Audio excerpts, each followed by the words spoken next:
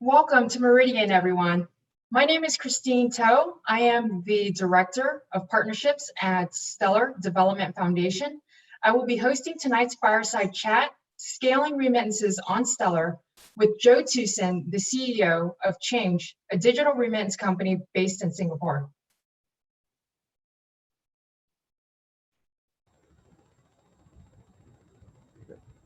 So I'd like to kick it off by Joe. If you can give our audience tonight just a brief introduction of your background, how you got started with starting your own companies, and also a bit about what Chynge is doing on Stellar. Thank you, Christine. My name is Joe Tusin. I'm CEO and founder of Chynge. We're based in Singapore. We are a licensed remittance company, MSB, money services business. And how I got into this is kind of a perfect storm, right? In the middle of at the height of the .com, I was with Epiphany, and we got in early, employee 35, and we just grew the company, went public, and grew to about 200 employees, and then also eventually we got acquired. And then after that, I worked in large companies like Cigna, an insurance company in the US, HP and Microsoft. But I always had this craving to run back to the startup environment, and that was one. And then the other part was that, having lived in the US for many years, when I went back home to Singapore, I saw this large business problem around foreign workers from the Philippines, Indonesia, India, Bangladesh. They were just getting ripped off, right? From really bad services and bad fees when they send their hard-earned money back home to their families. And the disparity between the high net worth individuals that were getting the best services and best fees and the bottom of the pyramid of the foreign workers was 10x, right? And so our vision was that the tagline of Chynge is free money, that money can move freely across the world to improve the lives of many, whether it's their families and communities. And that the vision is around what we call IFS, which is instant, free, and safe. And we'll go into that, as we go through this fire chat. But basically that was the vision.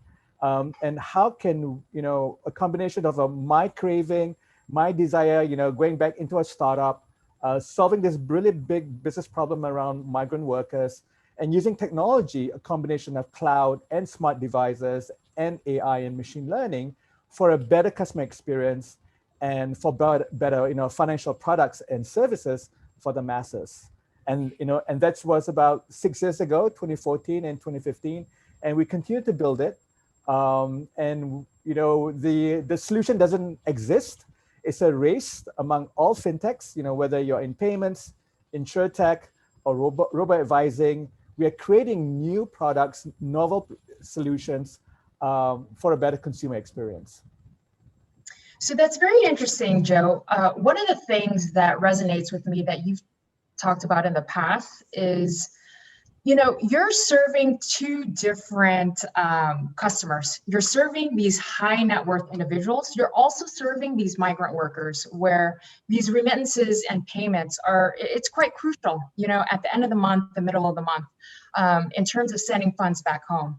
So in terms of democratizing payments, and building on Stellar, can you talk a bit about the products that you're able to offer your customers that has given you an advantage, specifically in Asia? Yeah, Christine, whenever you run a startup, right, you're running by the seat of your pants, and that the best business plans will go awry, and that when we pitch to our investors, we had this grand vision about the bottom of the pyramid, foreign workers, right? And it's a big problem. And Singapore has a large, about 25% of the population are migrant workers. So that was one. And then the other part was that, having worked in large companies where, people have large egos and they want to be, they always think that they're the smartest person in the room. I went the other way, right? And I went out and I hired people who were, one, smarter than me, and two, that they knew things that I did not, right? So there was little overlap with, my management team, right? And I empowered them to really run with the business as long as we keep the vision of IFS, instant, free, and safe, very, very clear, in front of us. So one of the things that happened was that one of my partners, he's a Swiss banker, a private banker, and he came with this Rolodex of high net worth individuals that immediately had a need to move money.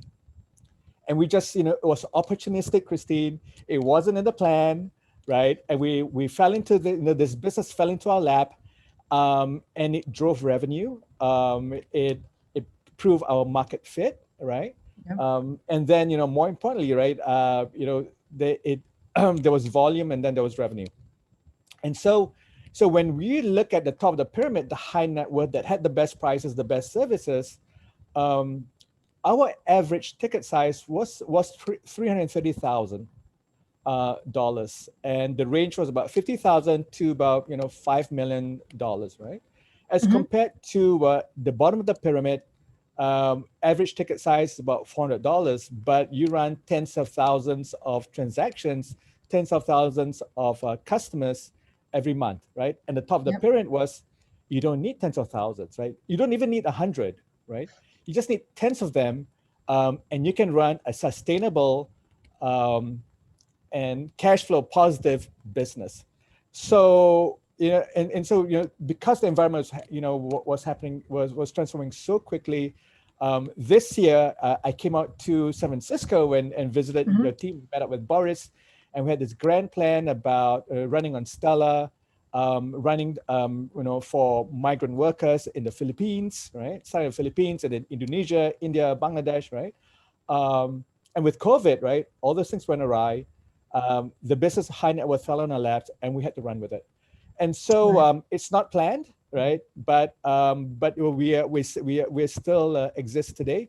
And then so at the top of the pyramid, the bottom of the pyramid will serve them very well. Completely different, experience. And then in the middle, where you have SMEs running, tens of thousands of dollars to buy, supplies and paying their vendors, and that will be the next gap that we will fill. But the vision, of course, still remains the bottom of the pyramid, running off, working with you and running with the Philippines corridor first and foremost. And then copy and paste, replicate that to Indonesia, India, Bangladesh, China, Malaysia, etc. So what fascinates me, Joe, is that you're serving these markets where there's a lot of friction, right? To move money in and out of Vietnam, Malaysia, Indonesia, it's not that easy. And you've done something quite fascinating, which is you've set up your business in this hub and spoke model.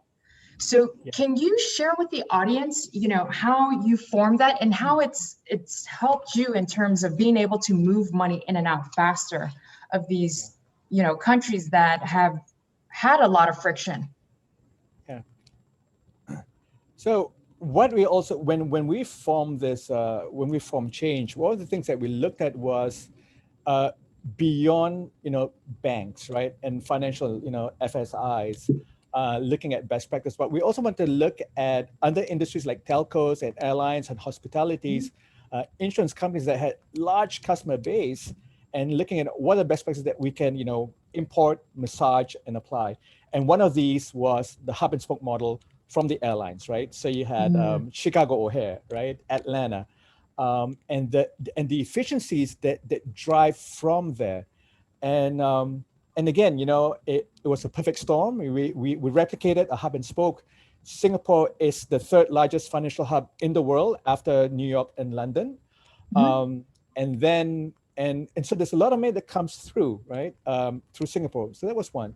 And the other part was that in our neighborhood, right, so around, Malaysia, Thailand, Indonesia, China, Vietnam, the countries that you've named, have currency controls in place, and there's friction, right? and friction against, corruption and tax evasion and trafficking and all that good stuff. And the nature of the money business is that because there's friction, there are opportunities for companies like Chynge, right? So if there was no friction, for example, the big five currencies, the dollar, the pound, the euro, the Swiss franc, no friction, lots of liquidity, and the banks own it, right? And we can't beat the banks at their game, right? So when there's friction, that's when opportunities arise. And that's what we do with high net worth in China, in our neighborhood, right? Indonesia, Philippines, Vietnam is a good market, Thailand, and we help them to move money out. So good example, like Christine, your hometown in Vietnam, where we have a large customer base, and when they want to move money out to, let's say, Australia and Europe and US and Canada, they don't go there directly, right? So it's like, if you want to, fly from, Vietnam to Europe, right? You don't fly to Paris directly, you come to Singapore, and that's our hub. And then from there, then we send it out to the rest of the world. So that is one way, right? Where Asia going out to the rest of the world stops in Singapore as a hub, spokes out to the rest of the world. But we're also looking at, outside of Asia that comes in. So for example, the Middle East, the GCC countries like UAE, right? Saudi and Kuwait, when they do business in Asia. So those monies don't go to China or Vietnam or Indonesia directly. They will come to Singapore first, right? And this is the model that we built. And so when you think about, two hops, two FX, and will be more expensive, it's actually not, right? It's actually cheaper to come through Singapore, two hops rather than a direct hop, which is an inefficient path. So we've leveraged that, financial Singapore is a financial hub. Singapore, which has a very forward-looking regulator within the MAS, the Monetary Authority of Singapore, and for them to lead us with the framework beyond remittances, that they have a new Payment Services Act of 2019, where they've also where they're also regulating digital payments, right? So around what they call DPT, digital payment tokens, such as BTC and Ether, etc. And so we leverage all those different parts of the payment ecosystem, whether it's a technology stack, a regulatory stack, so that, again, at the end of the day, it's a rich customer experience where they have a better product, a better service that runs on trust, privacy, and safety. So you talked about compliance, and that is always a topic that comes into the conversation when we talk about remittances and cross-border payments.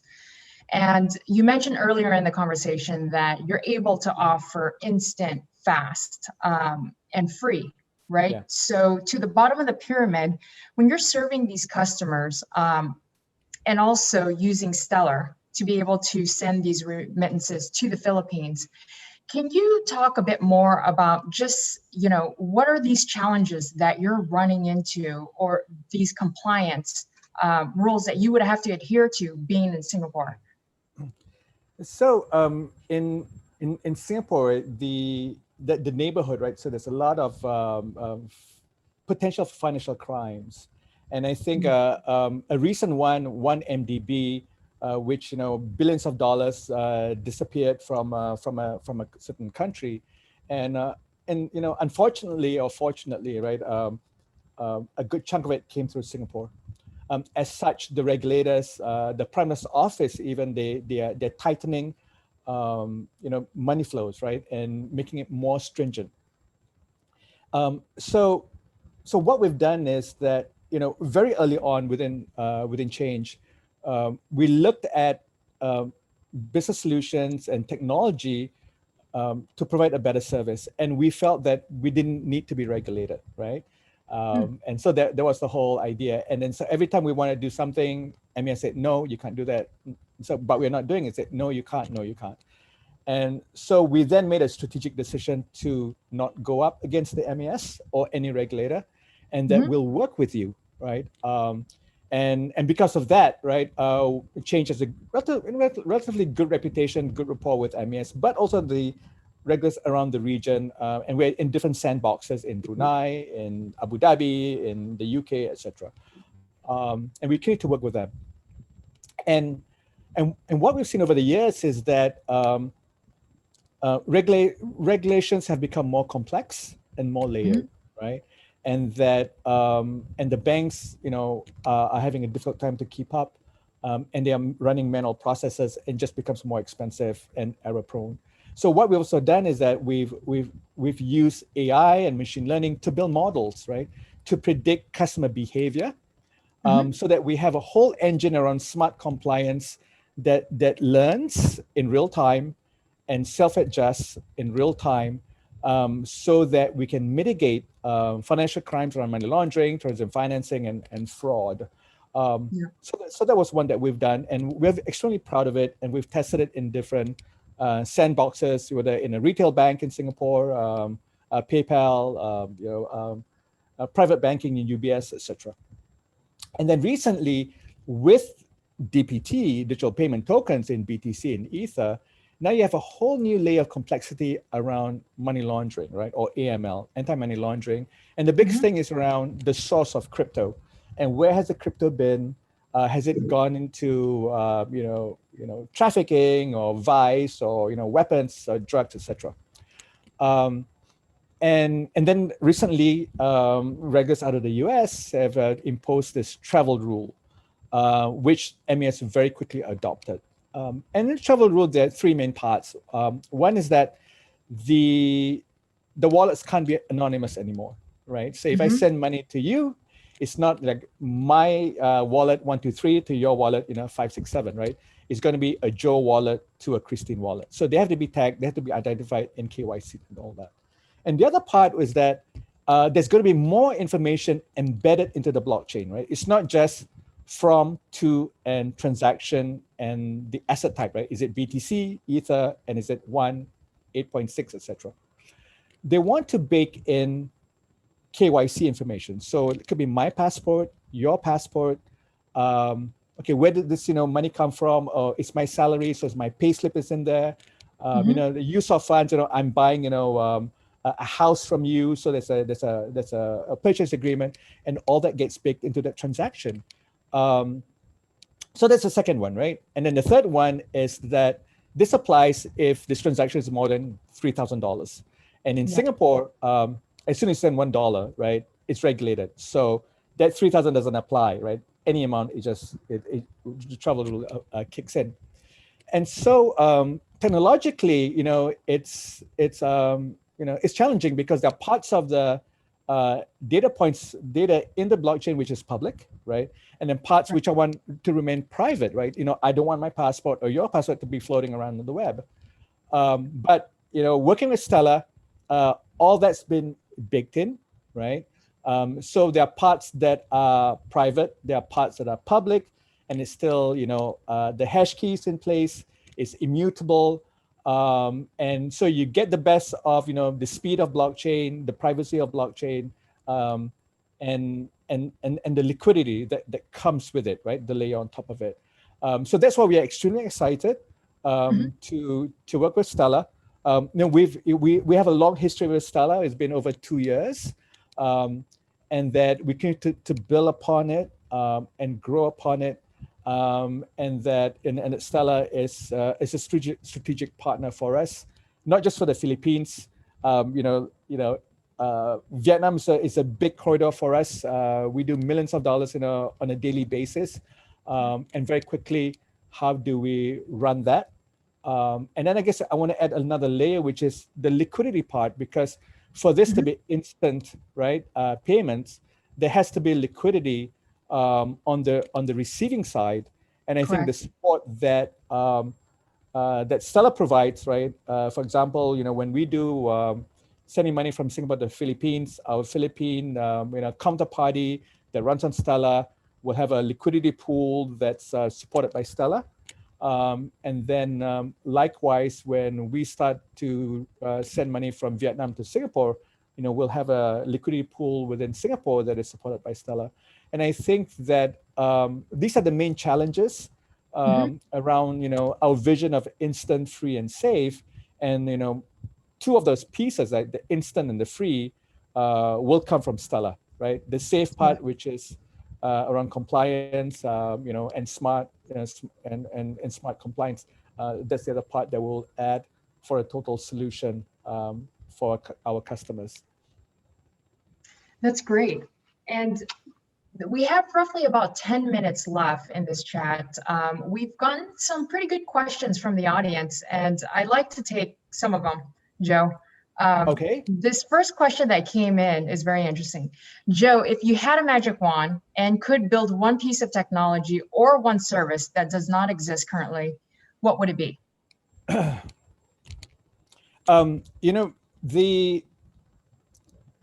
vision that we have within Chynge is that there's three layers, right? One is the digitization of payments, which we're working very closely with Stella, and I think that will be realized very, very quickly.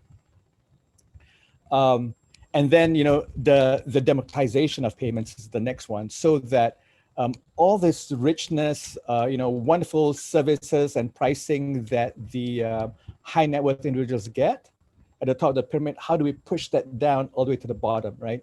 So that the migrant workers, the bottom of the pyramid, they get these similar, services and all that. The third one is the socialization of payments. I think this is coming very quickly, but again, there are many challenges, right? So that today, if I want to send money, I have to go into an app, right? A Chynge app, for example, to send money. But we live within our social media. I'm in my Facebook, or I'm in LinkedIn, or in my WhatsApp, right? And I'm constantly WhatsApping, people around. And so, can I remain in my WhatsApp, for example, and send money? And doesn't have to be a lot, right? I mean, if I'm going to send to my sister in the Philippines, she may just want $10, right? $50 for mom. And instead of sending one large sum, $400 every month, I want to send many small sums, right, to different people, to my uncle, to my brother, to my mom, and all that, and do that very easily within my social media. So I think that would be one way. Technically it's feasible, and I think we are moving towards that direction. But I think that layer of compliance around, money laundering and terrorism financing and fraud, I think that is that needs to be invisible to the user, but it happens in the background. So transaction monitoring, transaction surveillance that goes on. But if I could have a magic wand, it is that would be one, I think, a game changer. I think everyone's trying to do this. There are many hurdles, but I think it's going to come very, very quickly.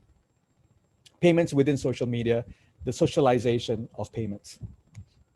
I think the socialization of payments is very interesting because, I mean, in the US, we've seen it get a lot of traction with Venmo, and then a lot of these other payment apps where you can kind of see, how your friends are interacting, where they're going, what they're spending on. I don't know if that same behavior resonates in Asia specifically, but I think the social aspect makes it, more sticky. Yeah. So that's a good example, right? So, if I'm chatting with you on Messenger or iMessage, right? Christine, I had a good time with you last night at dinner. How much do I owe you? Oh, you owe me, because you paid for dinner, right? And I'll pay you and say, oh, you owe me $20. So now I have to leave message, right? I message and go to Venmo and send you $20 in Venmo. So why do I have to leave message or WhatsApp? Within message or within WhatsApp, there's a button I can press, it's, let's say, a $sign somewhere, and I'm chatting with you. So I just say send $20, right? And it knows, who you are. It knows, your bank account at Wells Fargo and the account number, and goes straight in, right? And you get an alert that, oh, Joe sent you $20, right? Within iMessage is one, but within your Wells Fargo app, right? That you get an alert too. So I think that is the next layer, right, of seamless integration of payments within social media, that I don't have to leave it to go to Venmo. I don't have to leave it to go to Chynge. It's all baked in. Right, right. Well, once you launch that product, let me know. I would love to test it out and send you some funds. There's one other question here that I would like to bring up. So Joe, you've mentioned being instant, free, and safe. What does Yes. your revenue model look like? Oh, this is a great question. So, so free. So in the money business, in the money remittance business, there are two parts to the revenue. One is the fee. So you're going to send $200. You're going to send, $500. There's a $10 fee. And then there's an FX, right? Because you're going to change money from USD to SGD, right? A USD to pound, right? So if we can bring the fees down to zero, there's still the FX component. Right? And I don't need to make 1-2% in FX. I could make 0.1, right? 0.2, 0.25%, and live off that, right? So a high volume game, right? So even if you send $400 and the magic number is that, I need 20,000 transactions, that's kind of like where we would like to be for the bottom of the pyramid. And then, the top of the pyramid, the high net worth, if you're selling, $3-5 million, 0.1% is a good fee. I'll be making, several $1,000s for that transaction. So today, the high net worth, I don't charge a fee, right? I just live off FX. Right? Today, at the bottom of the pyramid, there is a fee of several dollars, $8 to $12, but that's coming down very quickly to about $2 or $3 now. But eventually, let's bring that down to zero, and then live off FX. And I think that is not just a sustainable business, but a profitable business. So this is a question that I have. You've done so much, Joe, right? Like, you've been in the US, you've built your business in Asia. What are some of the biggest threats in your market that keeps you up at night? I think the other competitors or the other fintechs, don't keep me up at night. That would be kind of a natural tendency. Oh, who are my competitors? Actually, the other remittance companies, the other fintechs, we're very supportive of each other. So, hey, Joe, if you need any help, let me know. If you need a bank account, let me know, etc. So, and I think we share the same problems, and we share the same passions. And whenever they have a win, we celebrate together. The things that keep me up at night, it's interesting is that, I think in this business, it's heavily regulated, and it takes a long while to get a license, and when you get the license, you covet it, right? And then and in Singapore, because they tightened up money laundering, there are three things that could happen if you get this wrong.